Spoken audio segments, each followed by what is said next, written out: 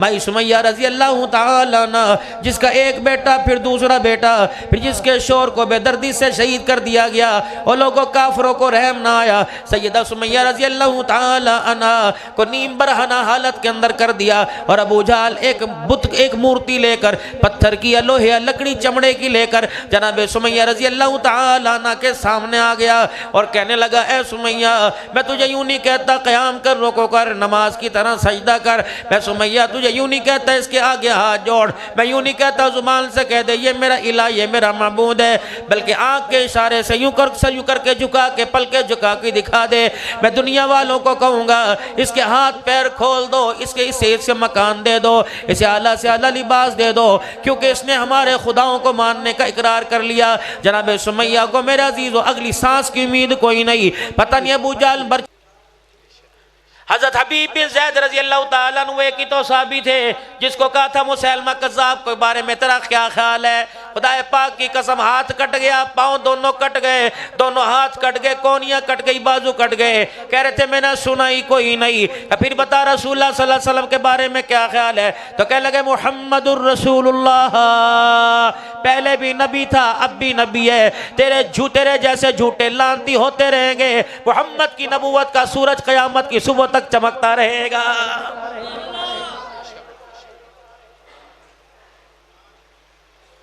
या तो मेरे अजीजों, अभी आपसे अर्ज किया गया कि असर की नमाज के बाद वो ग्राउंड के अंदर घास पे खड़े होकर एहतजाज करेंगे और फलस्तीन की हिमायत में रैली निकालेंगे। 36 आदमी कहेंगे जलसे के अंदर ऐसा सी काम शुरू कर देता है।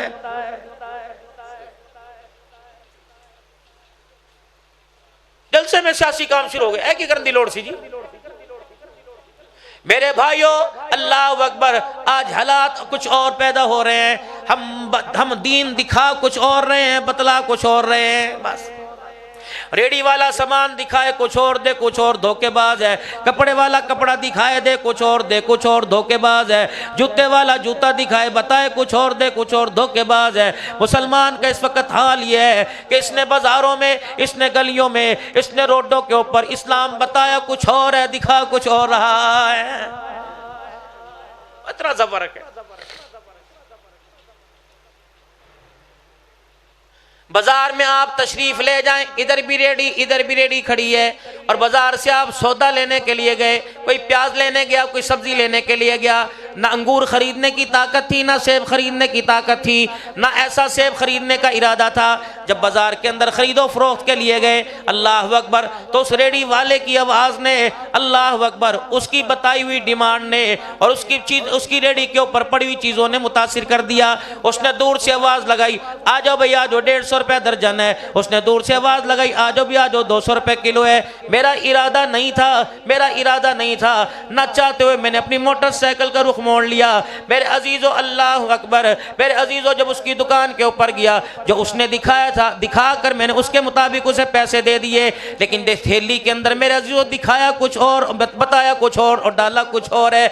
जब मैं उसे घर लेके आऊँगा, ईमानदारी से बताओ, जो खूबसूरती वहाँ देख के आया था वो मुझे लिफाफे में, थैले में न मिली, तो कसम उठा के बताओ खानपुर के बासियों, तुम उससे दुआ दोगे कि बद्दुआ दोगे? मेरे अजीजों, जब फ्रूट ना किस दे दुआ नहीं निकलती, दीन ना किस पेश करो तो हमारे लोगों के दिलों से दुआएं कहां से निकलेगी? गुलामी रसूल में मौत भी कबूल है, जो हो ना इसके मुस्तफ़ा तो जिंदगी फजूल है। क्या ये नारा मेरे अजीज़ों खानपुर की सड़कों पे लगा था कि नहीं लगा था? सरकार की आमद मरहबा मरहबा लगा था कि नहीं लगा था? बिट्ठे की आमद लगा था कि नहीं लगा था? मक्की मदनी की आमद लगा था कि नहीं लगा था? तुम बाजार में चले जाओ, तुम्हें मदीना कला हाउस नजर आएगा। तुम बाजार में चले जाओ, तुम्हें मक्की जन्नत स्टोर नजर आएगा, तुम्हें हाजिया दी हट्टी नजर आएगी, तुझे तवक्कल जन्नत स्टोर नजर आएगा, तुझे मदीना पीसीओ नजर आएगा, तुझे मदीना खाद सेंटर नजर आएगा। रब्बुल आलमीन की कसम है, नाम भी मदीने वाला, शक्ल भी मदीने वाली, जो मेरे अजीजों मदीने वाले के नाम की छांव के अंदर जो दे रहा है, ईमानदारी से बताओ, जो चेहरे पे नजर आता है क्या वो थैले में नजर आता है? जो चेहरे पे नजर आता है वो तोल में नजर आता है? जो चेहरे पे नजर आता है पैमाइश पे नजर आता है? आज पूरी दुनिया मुसलमानों के खिलाफ क्यों है? वो आज पूरी दुनिया मुसलमानों के खिलाफ वावेला क्यों कर रही है? रब्बुल आलमीन की कसम है, मुसलमान आज धोखा क्यों दे रहा है? ये सदाकत में, दयानत में हर जगह पाक है, लेकिन अल्लाह के दीन के नाम पे धोखा दे रहा है। बतला कुछ और रहा है, दिखा कुछ और रहा है। अल्लाह अकबर। दुकानदार अपनी दुकानदारी में पूरा नहीं, हक देने वाला अपने हक देने के अंदर पूरा नहीं, तोलने वाला अपने तोलने में पूरा नहीं। शरबत बेचने वाले ने भी रेडी पे नबी की हदीस की है, मल गश्शा फलैसा मिन्ना, जिसने मिलावट की वो हम में से नहीं है। मिलावट करने वाले को 10,000 रुपया दिया जाएगा। अल्लाह फरमाते हैं वादा इनसे ना कर चैलेंज, इन्हें ना कर चैलेंज, मुझे कर। इसे क्या पता घर में तू चीनी की जगह क्या डाल के लाया, शरबत की जगह क्या डाल के लाया। इन्नहु अलीमुम बिज़ाति सुदूर, मुझे पता है इस शरबत का रंग कैसे बदला, मीठे का जायका चीनी की जगह है, स्क्रीन की जगह आया। ये खोखले भांडों से क्या चैलेंज कर रहा है? इन्हें तो जो इनके साथ चैलेंज हुआ उनकी परवाह कोई नहीं। मुझे एक मर्तबा चैलेंज करके दिखा, आज तुम मखलूक की चीजों में मिलावट कर रहा है। अगर मेरे चैलेंज को तो कबूल करता है तो फिर मुझे तेरी किबरियाई की कसम है, कब्र में जाने से पहले तेरी मिलावट को तेरे जिस्म से कीड़े निकाल के दिखाऊंगा। कर मिलावट।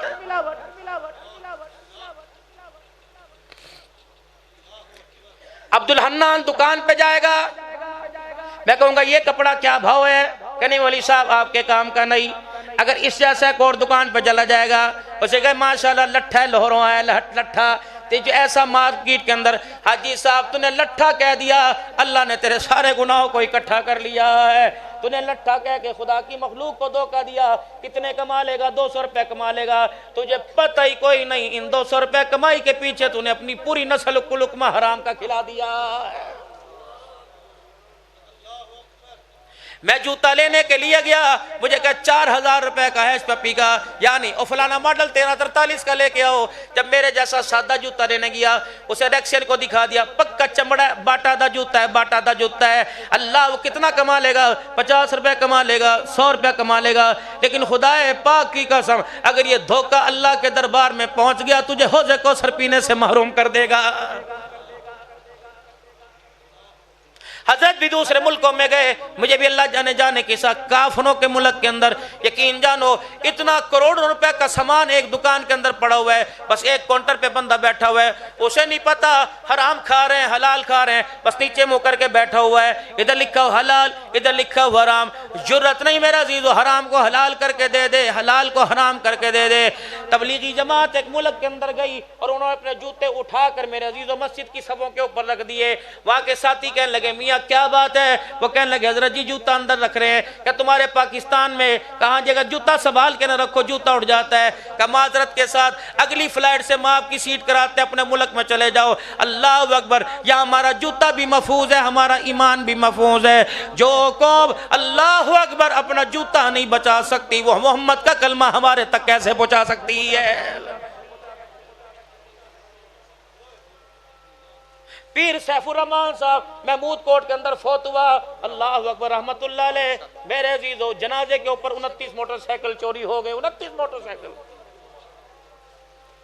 एक बंदे का लड़के का बाप फौत हुआ, मैं उसके सर के ऊपर पगड़ी बांध रहा था, मेरे कान में कहने लगा मौलाना लो बदवा लो पगड़ी। मैंने कहा क्या हुआ? कि लोग गमजदा को मिल रहे थे, दिलासा देते देते मेरी जेब से कोई मोबाइल ही निकाल के चला गया है।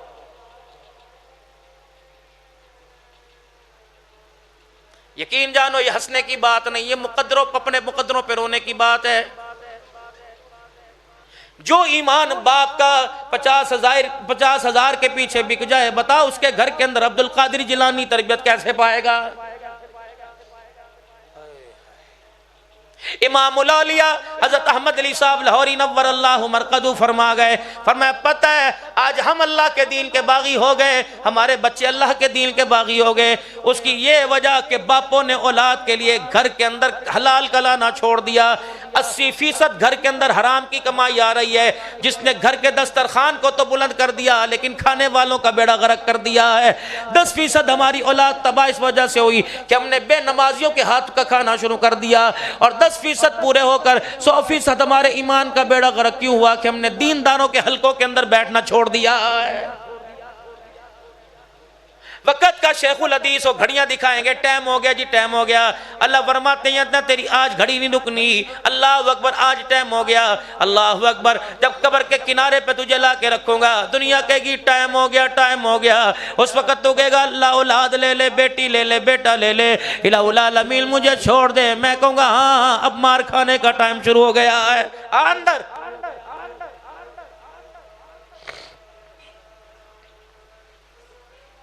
हर तरफ नफरत की आग लगी हुई है। सरकार की आमद मरहबा, कौन सी आमद मरहबा, मुझे बताओ। क्या बच्चियों का हक दबाना छोड़ दिया? नबी आए थे उस वक्त तलाल बद्रु अलैना का नारा लगा था, उन्होंने कहा था सरकार की आमद मरहबा। जिन्हें सांस लेने की मोहलत नहीं दी जाती, अब उन्हें डोली में बिठाने वाला आ गया, उन्हें लाल जोड़े पहनाने वाला आ गया, उन्हें इज्जत दिलवाने वाला आ गया, उन्हें घर के अंदर, दुनिया के अंदर, माशरे के अंदर मकाम दिलवाने वाला आ गया। सरकार की आमद मरहबा। बेवा का साया नहुसा समझा जाता था, मेरे अजीजों बेवाओं को बसाने वाला आ गया। तलाल बद्रु अलैना कहा था सरकार की आमद मरहबा, अल्लाह अकबर, बेवों का सहारा बन के आ गया। यतीम को जानवर की तरह समझा जाता था, जब यतीमों को गोदी में उठाया तब यतीमों ने कह दिया सरकार की आमद मरहबा, अल्लाह अकबर, यतीमों का सहारा आ गया। जब माँ बाप को नफरत की निगाह से देखा जाता था, नबी ने माँ बाप के बारे में बतला दिया, ये जन्नत का दरवाजा, माँ के कदमों तले जन्नत। फिर उस मजलूम बाप और माँ ने कहा सरकार की आमद मरहबा।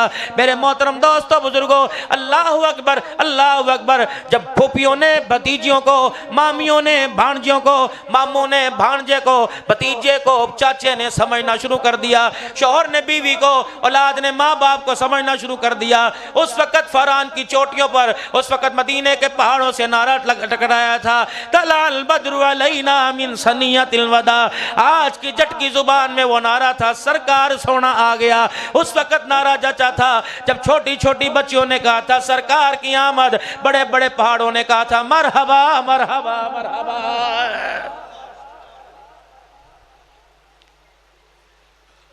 सही मुझे कहते हैं रोने वाला खतीब, पता नहीं मेरा नंबर कहां से लोगों को मिल जाता है। तो मैं इस हफ्ते की 2 कारगुजारियां सुनाऊं, 2 हफ्ते। रात भी मेरे प्यारो, जब मैं तकरीर करके गोजरे से 12:30 बजे लौटा, 12 बजे वापस लौटा, तो एक बच्ची इंग्लैंड की रहने वाली थी, उसी इलाके की, रोई जाए कि मौलवी साहब बताओ अल्लाह को मेरे पे कब रहम आएगा। मैंने कहा बेटी क्या हुआ? 3 महीने हो गए, कभी कोई वजीफा बताते हो, कोई वजीफा बताते हो, आज तो हद हो गई। मेरे बाप, मेरे शौहर ने मुझे कह दिया अल्लाह गनी कि आज के बाद तेरे साथ गुजारा मुश्किल है। मौलवी साहब 3 साल हो गए निकाह में, आज तक मैंने कभी से पानी का तकाजा नहीं किया।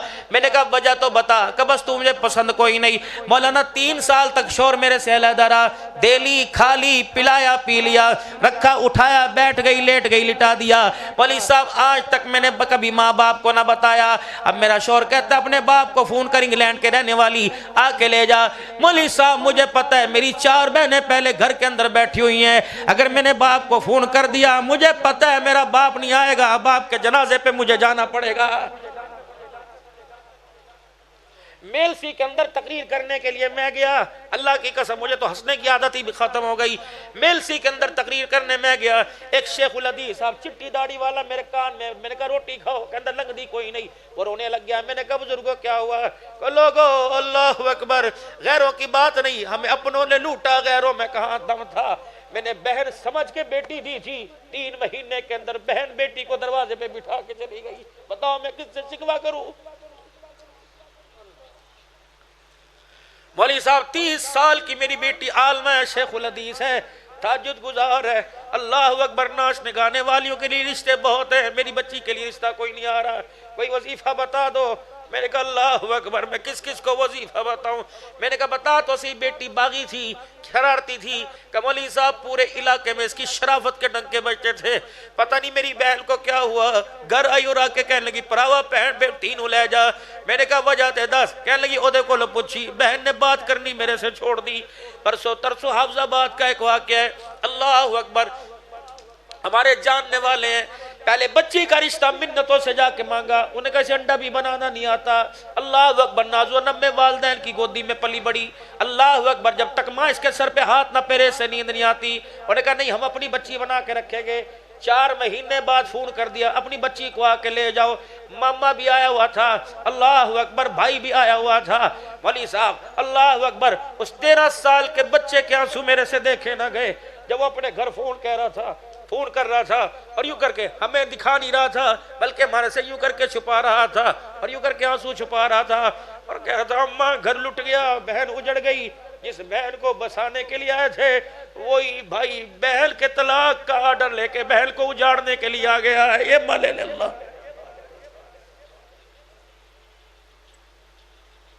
जब इतनी बच्चियों का रोना आसमानों पे जाएगा तो वहां सरकार की आमद मरहबा।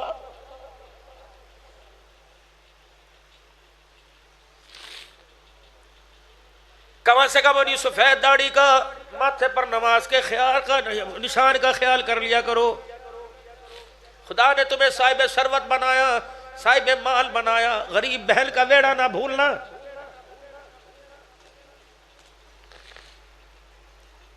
बेटी रुखसत कर दी, बाबूजी उसे जहेज दे या ना दे, लेकिन उसके घर के अंदर आना जाना ना छोड़ना। शौहर 100 मर्तबा पूछे क्या हाल है, भाई एक मर्तबा पूछ ले क्या हाल है, सारे गम धुल जाते हैं।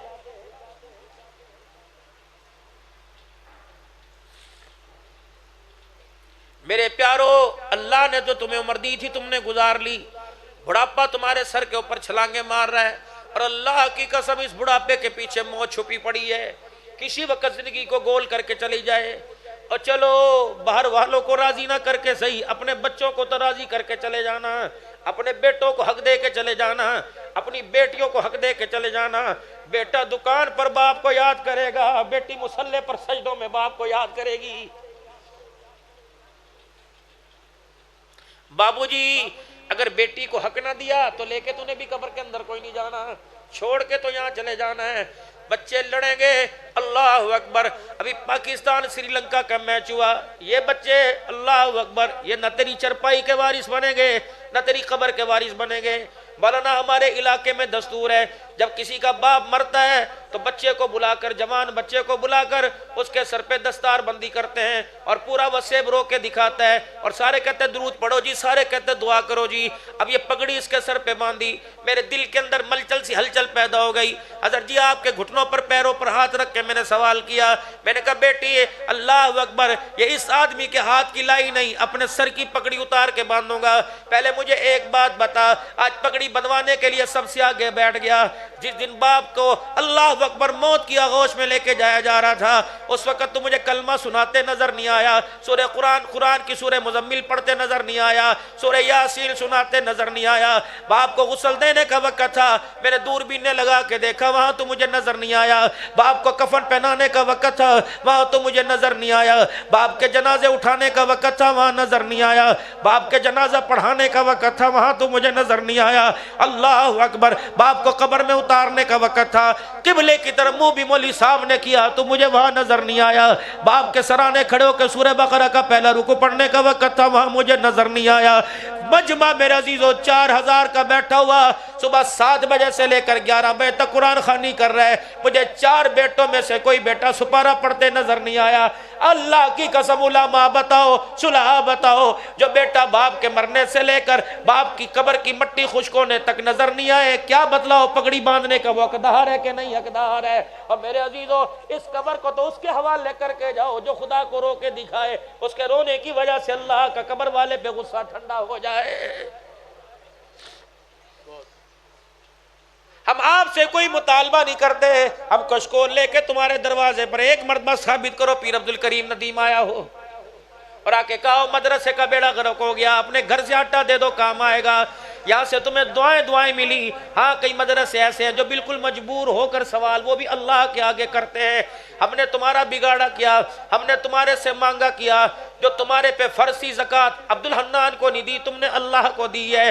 जो उशर था वो अल्लाह को दिया, तुमने मदरसे को नहीं दिया, अल्लाह को दिया है। मेरे अजीज़ों, देते अल्लाह को है, एहसान मदरसे वालों पे करते हो ना, दो अल्लाह को, वो जाने, उसका काम जाने, वो खुद ही लेना जानता है। अल्लाह अकबर, अगर उसका दिया दिया उसे नहीं दोगे, फिर अस्पतालों के दरवाजे खुले, थानों के दरवाजे खुले, फिर मेरे अजीजों फांसी के अड्डे खुले। ये पैसा जेब में आए निकल के रहेगा, इसे सलूके में छुपा ले, इसे शलवार की जेब में छुपा ले, इसे बगलों में छुपा ले, आने की देर है।